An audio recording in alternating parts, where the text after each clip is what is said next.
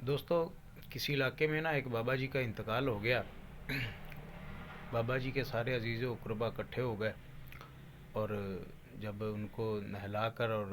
غسل دیا گیا، غسل کے بعد کفنایا گیا، کفنانے کے بعد جنازہ گاہ کی طرف جنازہ لے جایا گیا،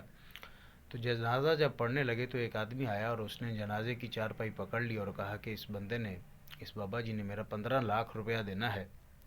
تو جب تک میرا پیسہ نہیں دیا جائے گا تو نا میں اس کا جنازہ نہیں پڑھنے دوں گا۔ تو ہوا کیا، اس کے بیٹوں نے پاس کھڑے تھے، تو بیٹوں نے کہا کہ ہمیں تو ہمارے باپ نے اس قسم کی کوئی اطلاع یا بات نہیں بتائی، اس لیے ہم تو نہیں دیں گے۔ جب بیٹوں نے جواب دیا تو جو بھائی تھے اس بابا کے، اس نے کہا، جب بھائی یا بھتیجے سے، انہوں نے کہا جب بیٹے ذمہ دار نہیں بن رہے تو ہم کیوں اٹھائیں یہ ذمہ داری۔ جب چارپائی کو اس کو پکڑے ہوئے کافی دیر ہو گئی تو نا بات جو تھی وہ گھر کی عورتوں تک پہنچی۔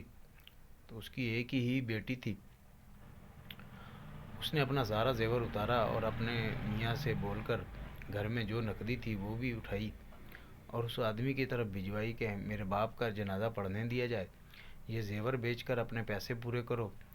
اور کچھ نقدی رقم ہے، اور جو باقی رہ گیا ہے وہ جو ہے وہ میں تمہاری ذمہ دار بنوں گی، میں اس کو ادا کروں گی۔ اس آدمی نے جو وہ رقم لی اور پھر واپس کر دی، اور بولا کہ دراصل بات یہ ہے کہ میں نے اس سے 15 لاکھ لینا نہیں جبکہ دینا تھا، اور میں یہ دیکھنا چاہتا تھا کہ اس کا اصلی وارث ہے کون۔ تو اب مجھے سمجھ آ گئی ہے کہ اس کی اصل وارث جو ہے وہ صرف اس کی بیٹی ہی ہے، تو اب جو میں نے 15 لاکھ اس کا دینا ہے وہ میں اس کی بیٹی ہی کو دوں گا۔ اس کے بیٹے بھی منہ تکتے رہ گئے، اس کے بھائی اور بھتیجے اور باقی رشتہ دار عزیز اقربا جو ہے وہ صرف دیکھتے کہ دیکھتے رہ گئے،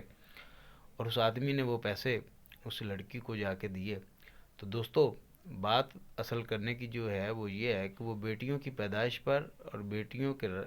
گھر میں ہونے پر رنجیدہ نہیں ہونا چاہیے، خوش ہونا چاہیے، یہ اللہ کی رحمت ہوتی ہیں۔